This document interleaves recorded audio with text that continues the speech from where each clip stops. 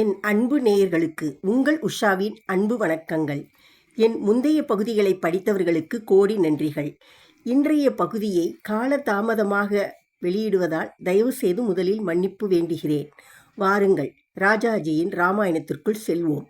இன்றைய பகுதி 75. வானரங்களின் களியாட்டம்.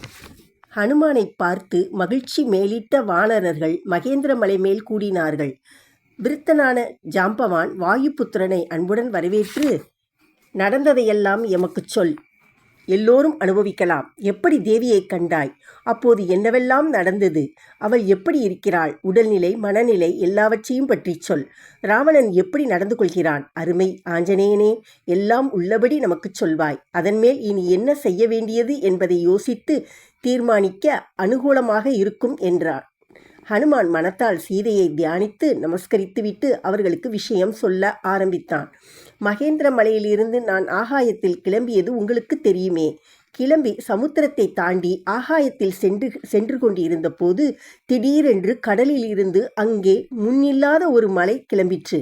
ஓஹோ, என்னை தடுப்பதற்கு இது ஒன்று ஏதோ நிமிர்ந்து என் வழியை அடைக்கிறது. இதை நான் உடைத்து எரிய வேண்டும் என்று நிச்சயித்தேன். நிச்சயித்து பொன்மயமான அந்த மலையை என் வாளால் அடித்தேன். மலை அந்த அடியை வாங்கி கொண்டு மிக இனிய குரலில், மகனே, நான் பகைவன் அல்ல. நான் உன் தந்தையால் காப்பாற்றப்பட்ட நன்றி மறவாதவன். என்னை கொல்ல வந்த இந்திரனுடைய வஜ்ராயுதத்தினின்று தப்பி உன் தகப்பனார் வாயுவினுடைய உதவியால் பறந்து கடலில் மூழ்கி மறைந்து பிழைத்திருக்கிறேன். முன்னாட்களில் மலைகளெல்லாம் சிறகு பெற்று உலகம் பயந்து நடுங்கும்படி இங்கும் அங்கும் ஆகாயத்தில் பறந்து கொண்டிருந்தன. அந்த காலத்தில் இந்திரன் உலகத்தின் பெரும் பயத்தை தீர்க்க மலைகளை துரத்தி அவற்றின் சிறகுகளை வெட்டி தள்ளினான். அப்போது வாயு பகவான் செய்த உதவியால் அல்லவா நான் சிறகுடன் கடலில் மூழ்கி தப்பினேன். அந்த உதவியை நான் மறக்கவில்லை. நீ ஆகாயத்தில் தாவி யாரும் செய்யாத கஷ்டமான காரியத்தை செய்கிறாய். உனக்கு சிரமம் தீர்க்க வந்து நிற்கிறேன். என்மேல் கொஞ்ச நேரம் தங்கி இளைப்பாரி பிறகு ராமகாரியத்தை பூர்த்தி செய்ய செல்வாய் என்றது. நான் அந்த உபச்சாரத்தை பெற அவகாசமில்லை என்று சமாதானம் சொல்லி மலையிடம் விடைபெற்று கொண்டு தங்காமல் சென்றேன். இவ்வாறே பிறகு ஒன்றன் பின் ஒன்றாக சமுத்திரம் தாண்டும்போது நடந்த நிகழ்ச்சிகள், லங்கா நகரம் பிரவேசித்த போது நடந்த நிகழ்ச்சிகள், நகரத்திலும் ராவணனுடைய அரண்மனையிலும் சீதையை தேடி காணாமல் போனது, பிறகு அசோகவனத்தில் போய் சீதையை கண்டது, ராவணன் வந்து சீதையை வருந்தி கேட்டுக்கொண்டது, சீதை அவனை துச்சமாக எண்ணி பேசியது, ராட்சசன் சீதையை பயமுறுத்தியது, ராட்சசிகள் சீதையை பலவாறு தொந்தரவு செய்து பயமுறுத்தியது, சீதை உயிர் நீக்க நிச்சயித்தது, பிறகு சீதையுடன் தான் பேசி ராமனை பற்றி செய்தி சொன்னது எல்லாம் ஒன்றுவிடாமல் ஹனுமான் வானர வீரர்களுக்கு சொன்னான். சீதை தனக்கு சொன்னதையெல்லாம் கண்களில் நீர் ததும்ப சொன்னான். பிறகு வனத்தை அழித்ததையும் ராட்சசி வீரர்களை கொன்றதையும் இந்திரஜித்தால் கட்டுப்பட்டு ராவணன் முன் கொண்டு போகப்பட்டதையும் வாளுக்கு தீ வைக்கப்பட்டதையும் நகரத்தை தான் கொளுத்தியதையும் எல்லாம் நடந்தவாறு முழு கதையும் வானர்களுக்கு ஹனுமான் சொன்னான். இம்மாதிரி கட்டங்கள் வரும்போது வால்மீகி ராமாயணத்தில் ஒன்று நாம் காண்கிறோம். முன்னடந்த நிகழ்ச்சிகளை ஏதேனும் ஒரு பாத்திரம் வழியாக திரும்ப சொல்ல நேரும் இடங்களில் தயங்காமலும் ஏதும் விடாமலும் எல்லா நிகழ்ச்சிகளையும் மிக அழகாக மறுபடியும் கவி பாடுகிறார். பாராயணமாக படிப்போர்க்கு இது ஒரு தனி அழகு. இங்கே நான் அந்த மாதிரி நடந்ததையெல்லாம் மறுபடியும் ஹனுமான் வாயில் வைத்து தமிழில் சொல்வது சரியாக இராது. அதிகம் நீண்டு போகும். படித்ததையே படிக்க வேண்டியதாகும். இது இந்த காலத்தோருக்கு பிடிக்காது. ஏதேனும் அபாயம் தீர வேண்டும் அல்லது எடுத்த காரியம் ஏதேனும் வெற்றிகரமாக நடைபெற வேண்டும் என்று விரும்புகிறவர்கள் சுந்தரகாண்டத்தை பாராயணம் பண்ணுவது நம்முடைய வழக்கம். கடலை தாண்டும் போதும் பிறகு நடந்த வரலாற்றை ஹனுமான் எடுத்து சொல்லும் இந்த அத்தியாயத்தை பாராயணம் செய்தால் சுந்தரகாண்டம் முழுதும் பாராயணம் செய்த பலனை அடையலாம். நடந்த நிகழ்ச்சிகளை ஒன்றுவிடாமல் விஸ்தாரமாக சொல்லி முடித்து ஹனுமான் சொன்னான், நம்முடைய முயற்சி இவ்வாறு சுபமாக முடிந்தது.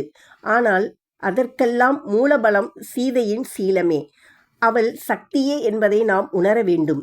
என் மனதில் அந்த புனித தேவியின் காலடியில் இன்னும் நான் பணிந்தே நிற்கிறேன்.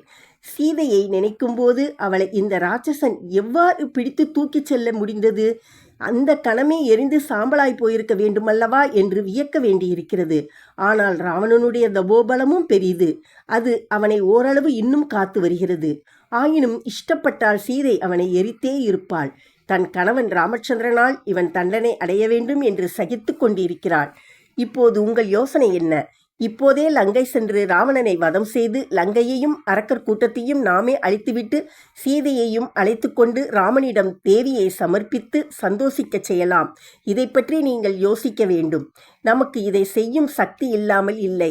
நான் ஒருவனாகவே அந்த கூட்டத்தை அடையாளமின்றி அழித்து விடுவேன். ஜாம்பவான் ஒருவரே போதும் அந்த அரக்கர் சேனை முழுவதையும் அழிக்க. வாலி புத்திரன் யுவராஜா ஒருவன் போதாதா அவர்களை சம்பூரணமாக வதம் செய்வதற்கு?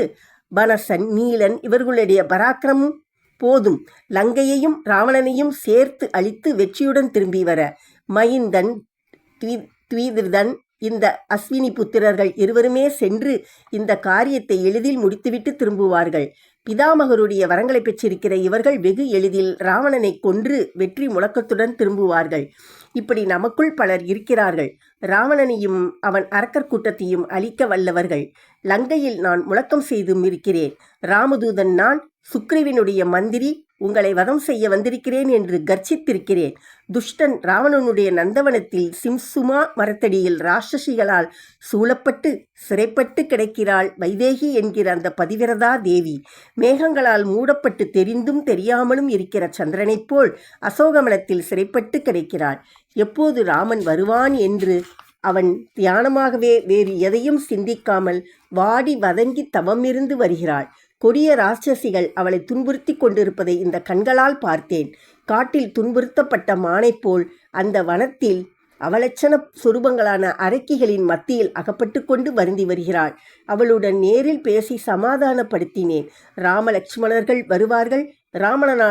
ராவணன் சீக்கிரமாகவே வதம் செய்யப்படுவான் என்று சொல்லியிருக்கிறேன். இனி செய்ய வேண்டியது என்னவென்று தீர்மானியுங்கள் என்றான். இதை கேட்டுக்கொண்டிருந்த அங்கதன் கோபக் கொதிப்புடன் குதித்தெழுந்து, நான் ஒருவனே போதும். அப்படியிருக்க நாம் இத்தனை வீரர்களுடன் இருக்கிறோம். இவ்வளவு நாட்களான பின் நாம் சீதையை அழைத்து போகாமல் ராமனிடம் வெறுங்கையாக திரும்பி செல்வது சரியல்ல. லங்கை சென்று அரக்கர் சேனையையும் ராவணனையும் வதம் செய்து சீதையுடன் கிஷ்கிந்தை திரும்புவோம் என்றான். யுவராஜன் சொன்னதை கேட்ட ஜாம்பவான் மெதுவாக பேசினான். அப்படியல்ல என் அன்புக்குரிய ராஜகுமாரனே, நாம் ராமலட்சுமணர்களிடம் விஷயத்தையெல்லாம் சொல்லி அதன் மேல் அவர்கள் சொல்வது போல் செய்ய வேண்டும். ராகவனுடைய காரியத்தை அவர் எண்ணத்தின்படி முடிவு செய்ய வேண்டும். அதுவே முறை என்று மிக முதிர்ந்த அறிவுள்ள ஜாம்பவான் சொன்னான். இதுவே சரியென்று வானரக்கூட்டம், ஹனுமான், அங்கதன் உள்பட எல்லோரும் ஒப்புக்கொண்டார்கள். அங்கிருந்து ஆகாயத்தில் கிளம்பி கிஷ்கிந்தை நோக்கி மிக வேகமாக சென்றார்கள். வானரராஜனுடைய நந்தவனத்துக்கு அருகில் வந்து இறங்கினார்கள். அந்த வனத்தில் புகுந்து தேன் குடித்து பழங்கள் உண்டு காவலர்காரர்கள் என்ன சொன்னாலும் கேட்காமல் அவர்களையும் அடித்து மிரட்டி எதேச்சையாக நடந்து கொண்டு தோட்டத்தையும் நாசம் செய்தார்கள்.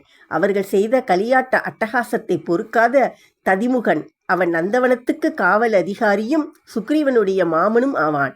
வேகமாக சென்று அரசனிடம் போய், நந்தவனம் பாழாய் போயிற்று. தெற்கே சென்ற வானரர்கள் திரும்பி வந்தவர்கள் அங்கே இறங்கி வெகு அக்கிரமமாக நடந்து கொள்கிறார்கள். நான் என்ன சொல்லியும் கேட்கவில்லை. என்னையே அடித்தும் குத்தியும் புறக்கணித்து அவமானப்படுத்தி இஷ்டப்படி தேன் குடித்து பழங்கள் பறித்து தின்றுவிட்டு போதை மேலேறி கிடக்கிறார்கள். செடிகளையும் கொடிகளையும் நாசமாக்கி விட்டார்கள். அவர்களை உடனே அரசன் தண்டிக்க வேண்டும் என்றான்.